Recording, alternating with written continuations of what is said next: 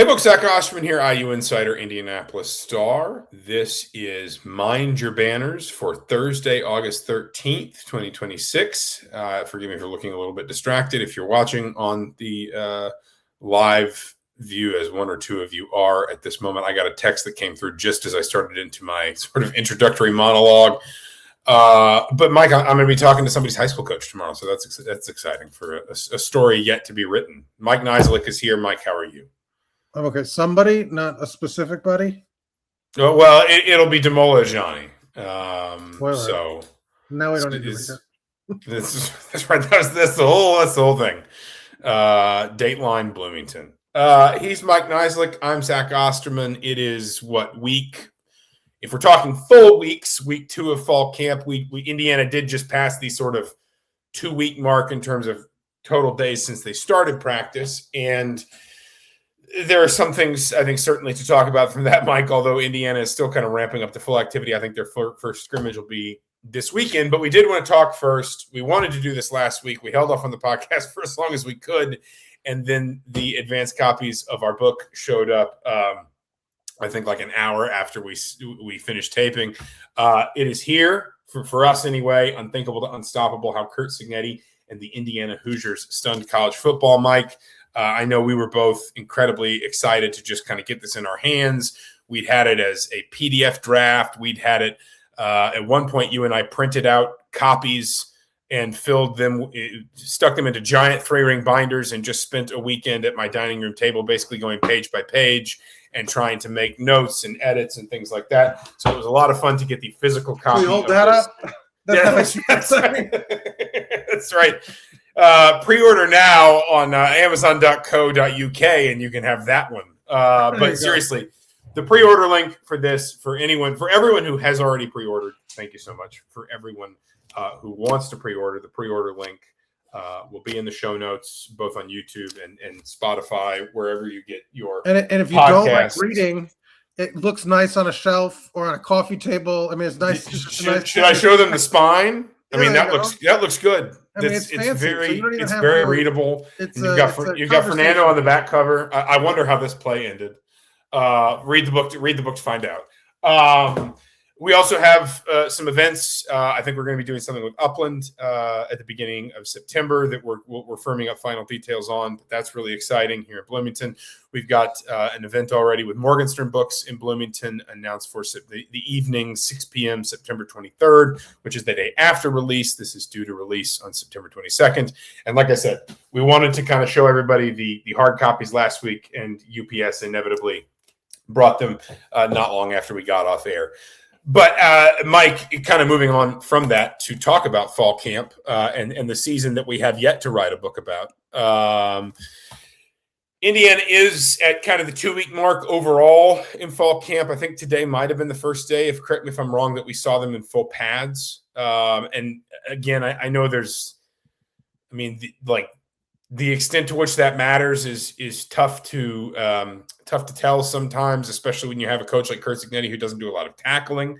But there is still contact. There are still things you can only do when you're in full pads, and it really does feel after kind of that sort of slow ramping up period where yes, it's the preseason, and yes, everybody's back out there, and yes, the season's finally kind of not far away. But no, like the activity really hasn't started in earnest. I feel like we're at that point in fall camp where it really has kind of become everybody's back in the routine, and the season opener is kind of starting to appear on the horizon. Yeah, well, and I think they were in pads the Saturday practice or something like that over the weekend. One of the ones that we didn't get to see, so it's not like the first time. But like you said, Curt Cignetti historically here has only gone live in the spring game in the offseason, has not done any other live practices. So, the physicality doesn't ramp up a ton for them, obviously, because they're not going to the ground. But, yeah, I mean, they're back in the swing. I mean, you could see, and now you're going to probably start to see at quarterback, they've been repping like everybody. I think you're getting to the point where you kind of cut that down a little bit and start focusing on the guys that are going to play a little more. As fall camp advances, it's less about sort of the getting everybody ready, versus getting the guys that are going to contribute. So we'll start to see that sort of, I think, probably next week as well. with the opener against North Texas rapidly approaching.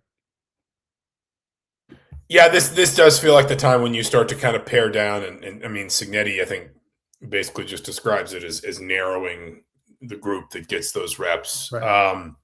And there's, that I would imagine, and maybe their first scrimmage was last weekend. I'm not totally sure on that. I'd imagine you want to get through at least one scrimmage where you still are casting a slightly wider gaze, but you do feel like you are seeing, some of this stuff come into sharper focus, and what, as much as anything for me in terms of just sort of like wide lens perspectives.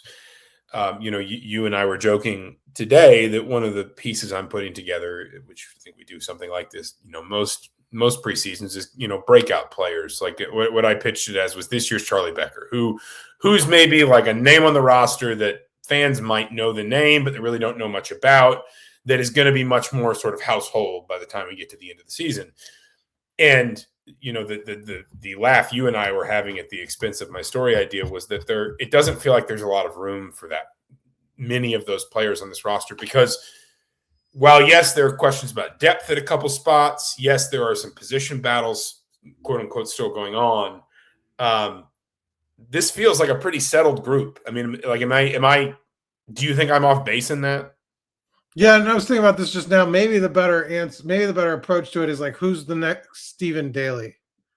Where it's not where you expect to, and because like, it's hard for Charlie Becker. Obviously, injury has sort of opened the door for that. But the idea of a guy that a lot of these guys we know are going to start or contribute, but who's going to be like an impact player beyond what you maybe expected? Because nobody expected at the beginning of the season for Stephen Daly was 19 and a half tackles for loss and led the Big Ten. You expected him to be part of the rotation, but not necessarily to be that impactful or to that degree.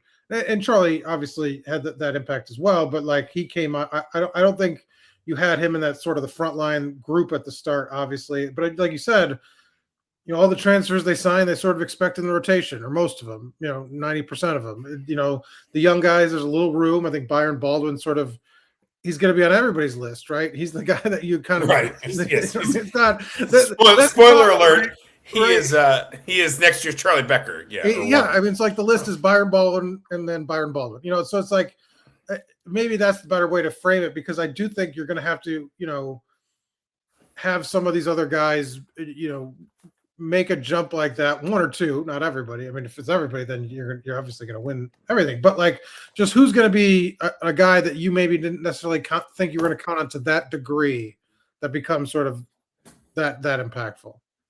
Yeah, I mean, and Becker's an extreme case, right? Because he goes from, again, I think we talked about this last week, something like less than 40 or fewer than 50 offensive snaps before the Maryland game to what is the statistic Kurt Signetti's in love with? He's Indiana's leading receiver in like 7 of their last 8 games or whatever. It's like, and if you talk to people around the program, they said, well, we saw this coming. We thought Charlie Becker was going to be a great player, but you didn't have a sense for his impact. Whereas, if you said like, who is this year's Stephen Daly, like we could probably identify some transfers, for example, that maybe, you have an idea that they're going to contribute, but you don't know quite how much.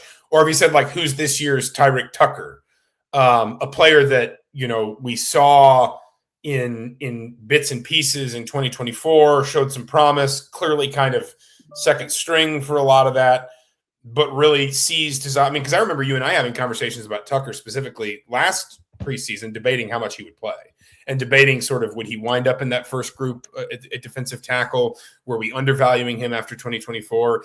And so everybody's journey is a little bit different, but if you said like, who's this year's Tyrick Tucker, I would throw somebody like Demola Ajani into that conversation, where we saw some bits and pieces last year. He's going to get more of an opportunity this fall, kind of from the start. We talked last week about him kind of moving inside, maybe more like settling inside at right guard with Joe Brunner at right tackle. And maybe we were talking about him differently in December than we were in August. But it is interesting just to kind of look at this roster and try and, I would throw out a player like Davion Chandler, who, we're sitting here talking about how Indiana needed basically a +1 at receiver last year. So it's not hard to imagine them needing a +1 or a +2 at receiver this year. Chandler is a player that I think the staff's very high on. Obviously, Indiana's got to hope that somebody is a breakout player at tight end because there's essentially sort of no proven experience there. But it is just interesting how few sort of, just how few gaps right now there are for those kinds of players. And it's also a little bit of a reminder too, you and I, people like us, we have these conversations about depth and can you get some depth at linebacker or can you get some depth at corner or whatever.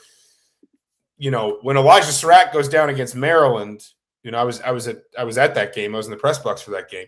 And my immediate thought was, like they have Penn State next week. And that's not necessarily going to be easy, even if Penn State's struggling, because I had no concept for the idea that Charlie Becker was about to become what he became for that team. We can sit here and say, well, depth, they got to find depth here and there. We're not going to know that they found it until one of those guys gets an opportunity, I guess is my point. And I think that's maybe one of these sort of understated sort of areas in terms of benefit of the doubt that the staff has maybe earned, is the ability that even if we don't always see it, the ability to identify and nurture enough young talent that it does have depth where it needs it when it needs it. To your point about Becker, maybe a better way to illustrate where he came out of. He had 7 catches through the first 10 weeks. Yeah. So it's not a huge part of the offense. But yeah, tight end. To your point, but and do you wonder?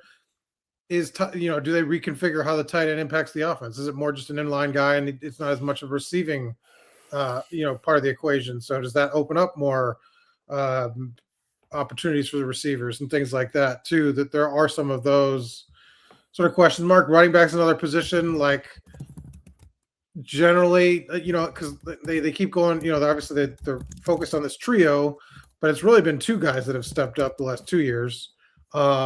Each and 24 and 25, like who, is this year a guy where it's just one that sort of separates themselves versus the other, because I do think there is, you could say they have similar skill sets. You can be excited about them, but it's hard to sort of maintain a balance between 3 guys. It just is, inevitably somebody rises and somebody falls back a little. And that's a position where injuries are very, common. I still like Kobe Martin, as a guy that I think could be very impactful for this team. Well, if you talk about, again, like stuff I'm producing for the preseason, I had one of them was that Indiana will have a 1,000-yard rusher in the regular season this year. And I said I thought the likeliest candidate would be Kobe Martin because of the explosiveness, because I think he's got that breakaway ability that if he can find a crease, he can maybe bust a few long runs that kind of eat up a whole bunch of that total. I'm with you on that. I do think it's, I do think you're still going to see a healthy rotation. I think that is just the way in football right now, like that, you can't have just one running back.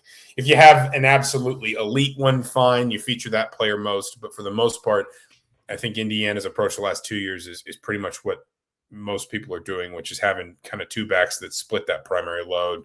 I just think Martin, and maybe we'll see more of Turbo Richard and get a sense for him too, but I just think Martin has the explosiveness to be able to kind of go just like eat at big chunks of production essentially in a short space of time. And I think that as much as Kurt Cignetti kind of, maybe he just likes the line, but as much as he keeps talking about, Josh Hoover with a run game, with a really healthy run game around him, imagine what he's, how much better he's going to be. That suggests to me, especially when you have an offensive line that's essentially, at least in terms of their historical careers to this point, starting 4 guards and 1 tackle. I think you have an offensive line that's optimized to run the football. I just think Indiana's going to do it really well this year. What did you say about the offense? They're starting 4 guards and 1 tackle? Yes. That like in terms of what these players have been historically in their careers. I got you. Yeah. But it's not like they're undersized, I don't think. No. Well, if anything, I think generally you want more size in your interior line. I just mean you're talking about guys that are proven in the ability to build and block a ground game. That's all I mean. Yeah, no, absolutely. And Lee Beebe's coming back from the injury too, so there's some uncertainty there. Like, yes, he's healthy, but like, when does he feel? When is he back to his old self? And you've got a couple guys like that. Obviously, Tyler Morris is another guy that's coming back from injury. He's looked good in preseason, but it still takes time. And so how does that impact, their process early in the season? And Kellen Wyatt and Stephen Daly too, they're interesting cases. We talked about how much of an impact they had last year. How much time do they get? Stephen Daly seems pretty far along in terms of his health, but like, how much do they rely on? What's their role? What's their kind of snap count? Because, they're coming into a crowded space now. And so those are kind of actually probably intriguing questions too. Like what impact will they have, as long as obviously developments in court don't prevent them from seeing the field? Like, what's Kellen Wyatt's role on this team? Is he a third linebacker? Like is he this year Stephen Daly? Yeah, is he this year, or is he next year, or is he Kellen White again, or Kellen White again? I think that is interesting in terms of, because they need a third linebacker. He would make sense there. He's a veteran presence. Or do they go another way? Or do they just have an insane rotation at defensive end? I know it's stud, but like just as edge rushers, is it like 6 guys? Because you got Ndukwe too. Yeah, I mean, I think it's hard to get 6 on the field. No, it is, but I'm saying like what? But how do they balance all that? What does that all look like? That's one of the questions I think you ask. One of the things that we won't know until the season starts, or even probably till after the non-conference play. And I think the thing you like there is you have tools. Like you don't have 4 of the same player. And I think this was something that benefited Indiana last year, sort of out of necessity, in the sense that like guys kept getting hurt. Kamara was banged up for a lot of the season. Wyatt goes down, then Daly goes down. You're just kind of, I mean, by the national title game, they were sliding Mario Landino out to end. And again, that was just kind of out of necessity. Here you have depth in terms of bodies, like you're 2 deep minimum at both spots, edge and stud. But you also have depth in terms of options, because I feel like those are different kinds of players. Like I think Osasami, I think, is a quicker player than, for example, Daly. And I know they don't necessarily do all the same things, but that's the point. Is if you've got guys that can contribute different stuff to a defense, then that gives you more options. That's depth and options, not just depth and bodies. You're not just running guys out there to stay fresh. You're also, mixing and matching personnel to specific situations. Now, the thing about that is, this is not a defense that's rotated a ton. I was just going to say that's not something Indiana's done a lot of. And like, I don't know that there's such a thing as too much depth, but you can sort of paralyze yourself just by trying to find too many ways to do too many things in a short space of time. If you know what I'm saying. Like, sometimes it is better to just sort of say, these are the handful of things that we're best at, and we're just going to hammer away at those. Because if you keep trying to introduce wrinkles on top of wrinkles and tweaks and adjustments, then sometimes you can overcomplicate things. Sometimes you can make the mechanics of how it's supposed to work just too complicated and kind of gunk the whole thing up. But it is fascinating, because especially at those end spots, if you think about where Indiana was at the end of last season, like they were, it was like patching up drywall at times, trying to get guys healthy, trying to get them on the field. I remember it's 35-7 at halftime at Oregon, and I think you had your God bless your broken binoculars out, looking down at the field, wondering if Mikel Kamara was back out with the team, because we knew we were going to Miami. Like, at that point, there wasn't any question about Indiana winning the game. And so you were already thinking, is this guy hurt so bad that Indiana's down another end for the national championship game? Now you may have 5 guys for 2 spots. And that's before you factor in anybody that might have taken a big step forward in the offseason, or 6 guys for 2 spots. And that's before you factor in the idea of anybody who might have taken a step forward in the offseason might be a little bit better than we expected. So, it is fascinating to think about how that group is going to shape up. I wanted actually to talk about, in part because we talked to him recently, the other side of the line, and someone I mentioned a minute ago, but we talked to Joe Brunner at length about moving out to right tackle. And I know you asked him some questions about kind of his experience out there. He has some, not really at the college level for the most part. But it's not like he's never stood on, in that position on the field before. That is one where, if you think back to 2 years ago, Indiana moved essentially a guard to tackle in Trey Wettig, and it went, I think, largely fine. Last year, Indiana was obviously kind of mixing and matching, and there were some injuries, and Khalil Benson, wound up playing, I think, a lot of that season kind of banged up, and Zen Mahalski did as well. But it's just, in this experienced group, we sort of said they had to take a risk somewhere, right? They had to take a risk in moving somebody somewhere. What would they do that would simplify that process as much as possible? That's why you always hammered on the idea of Lynch at center and leaving Drew Evans on the left side.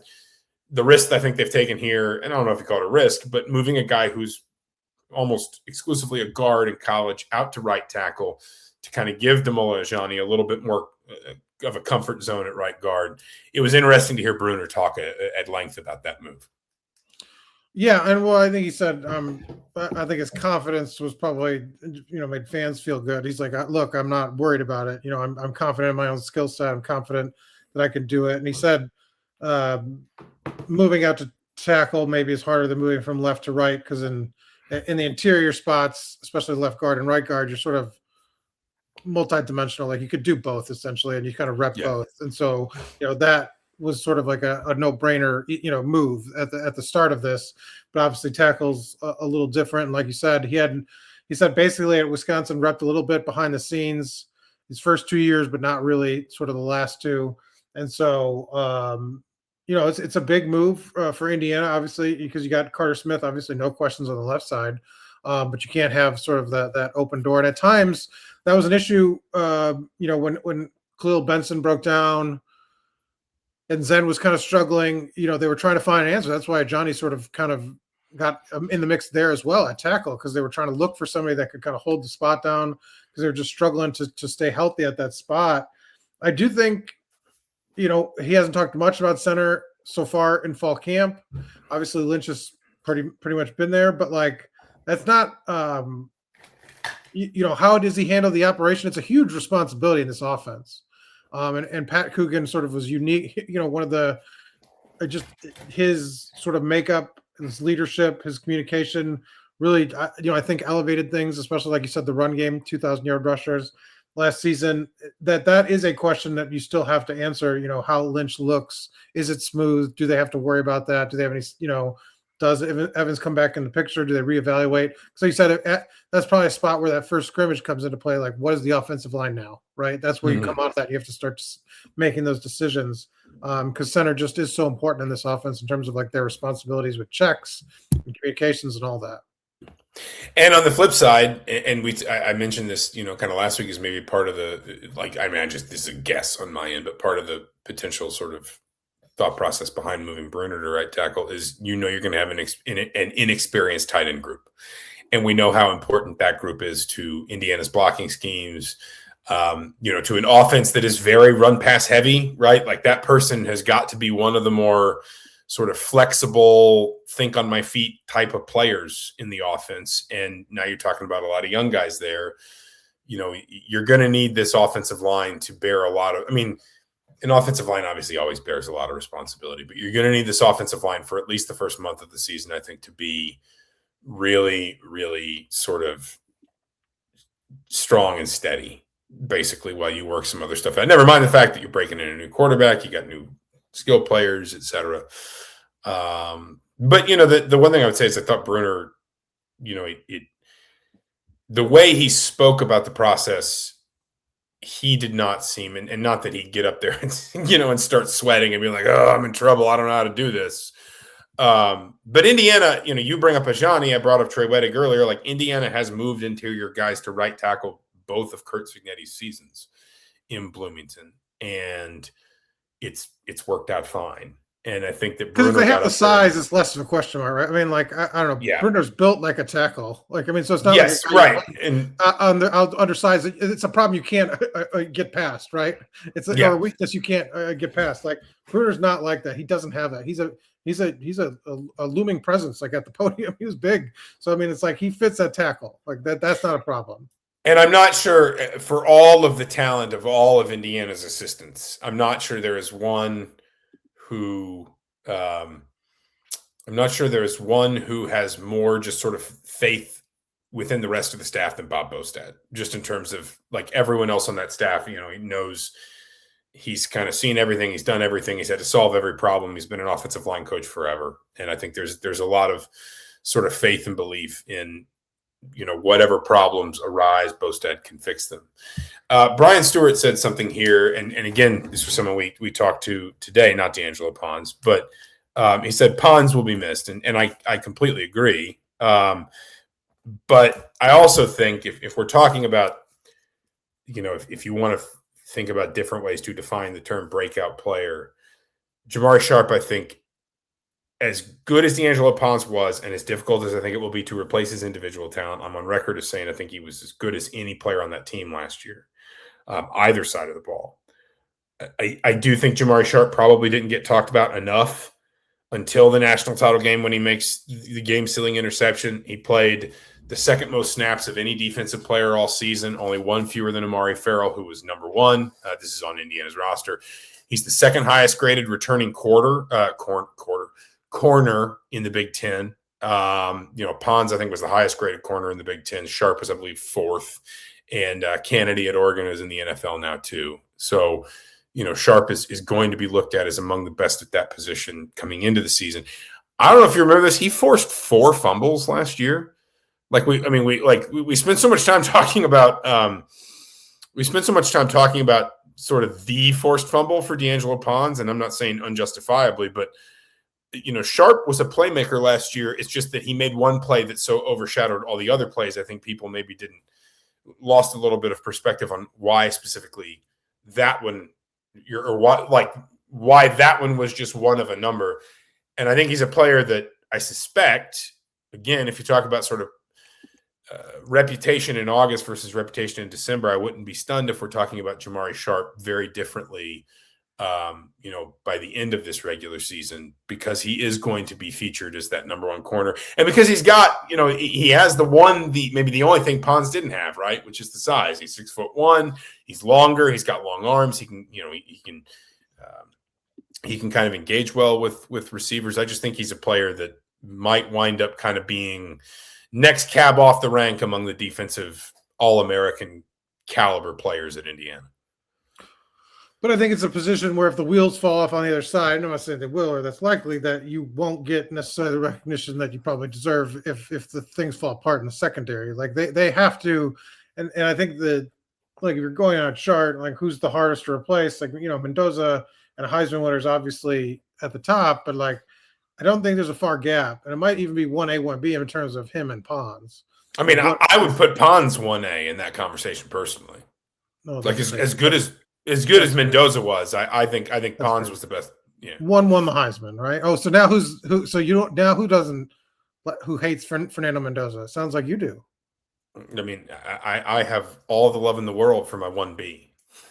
That he'd be 1A if he did, but no, but he's in the conversation certainly, and so like what he did, how Brian Haynes viewed him, his place in that defense. I mean, he's a player that just like literally started from the second week or third week of the season as a freshman and never looked back, and sort of grew into this player where, despite those, being shorter than you'd like at that position, they never feared putting in big moments or big situations and delivered, consistently. And so I do think it's a big question mark, because like, yeah, Sharpe moves to the number one guy, but like, his quality, and the question I asked him, like, do you feel you went under the radar last year because he was so good on the other side, right? And like maintain that level of consistency and excellence, but they have to find that.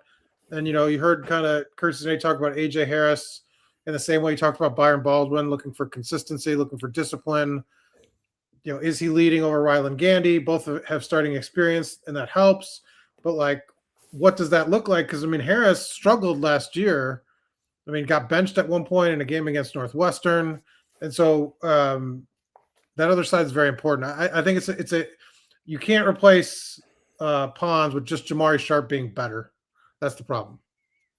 No, that's fair. And the other thing too is sometimes the number one corner doesn't get a chance to sort of throw away the number because you just target the other side. I think my argument is more just that maybe Sharpe was undervalued through a lot of last season.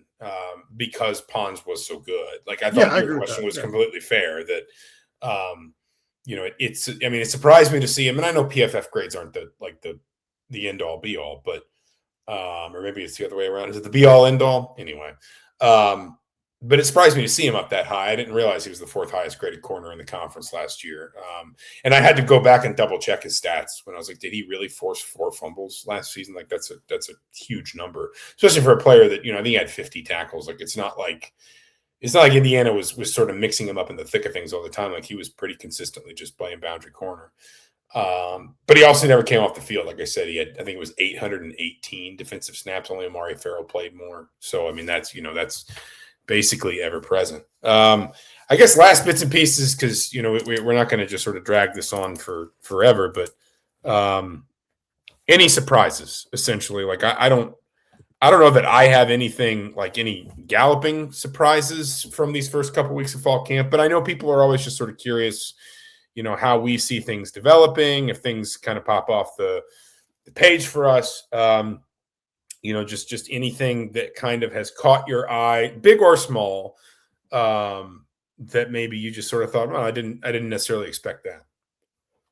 Not particularly. I mean, like I said, we see such a controlled amount of practice in terms of like, we obviously the bulk of what we see is stretching. So it's hard to sort of like, I mean, they're good at stretching. They do a fantastic job. I need to get better at stretching. I got some muscle issues right now.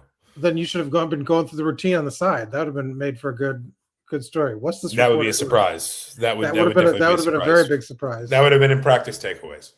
The takeaway. But no, yeah. I mean, it's like I said, me being taken away. Oh yeah, and unless they're doing something, obviously there's room for them to do a lot behind the scenes that we don't see. I mean, we're kind of seeing generally what the lineups look like and things, but like it's not.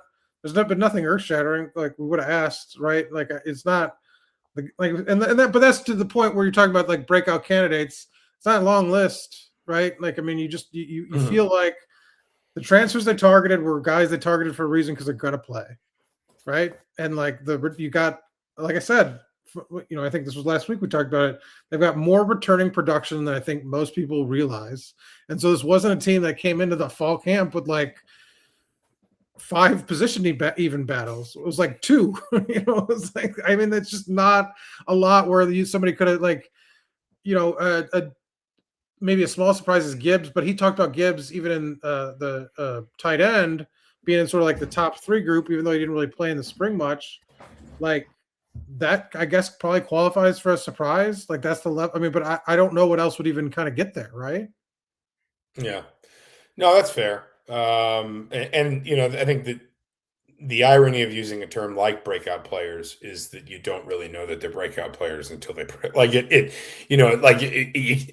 I mean, Brock Schott probably is on a list of breakout players, or maybe Trevor Gibbs is or whatever. But for the most part, breakout players, the entire point of their profiles, you don't know they're coming. Like that you're trying to identify what can't be identified. Yeah, because I'd be more surprised because Elijah Surratt doesn't strain his hamstring against Maryland. I mean, who knows if Charlie Becker is on the field for the catch against Ohio State, or the touchdown in the Rose Bowl, or the catches against Miami. Like it's just that's just the nature of it. So, but it's still, listen, I mean, Mark has said down here, we've lived long enough that Indiana University is the center of the college football universe. Like people care. This is life now, right? Like, he used to joke that people would want to know the whole depth chart at Alabama. Or, I guess I know you've covered places like Virginia Tech and Auburn where that kind of interest exists. It exists here now too. The biggest room for surprise, probably because we haven't seen it and Signetti hasn't talked about it, is who's going to return kicks and punts. Me. Like I said, maybe. I mean, but then you'd be stretching. You'd be out there stretching, and you have That's fair. Well, I'm injured right now, but I'm on track to be healthy for the opener. But no, there's a big room for surprise there because, like, I don't know who's going to be. You have some guys. It's turned over completely both years, right? Like it was 2 years ago. It was guys that only had 1 year left, and well, not true because Solomon Van Horst came back, but he didn't return kicks or punts. Right. Himby and Jonathan Brady split that up. So yeah. So because we don't see him rep special teams, and he's been kind of tight-lipped about who what the list of guys that are even repping there. We know like the profile of the athletes on the team, and they seem to generally gravitate towards running back on kick returns, but you want to probably protect Lee Beebe. So I don't know, that'll be something that we just haven't seen until we get to the opener. Anything else? Any other business? By the book? Are you going to break down Peru film? Are you going to break down Peru film now? That's my next book. Be very thin. They pamphlet. It's more of a periodical that covers one period, which is the 7 days Indiana spent in Peru. So anyway, Unthinkable to Unstoppable. Like I said, we want to hold this up for the camera last week, and it showed up just a little too late. How Kurt Signetti and the Indiana Hoosiers stunned college football. Pre-order now on Amazon. You can find that link in the show notes, whether you're watching it or listening to it. He is Mike Niziolek. I'm Zach Osterman. We'll have more to talk about next week, more to announce hopefully around the book next week. But for now, for the Herald Times, for the Indianapolis Star, thank you all so much for watching. We'll talk to you soon.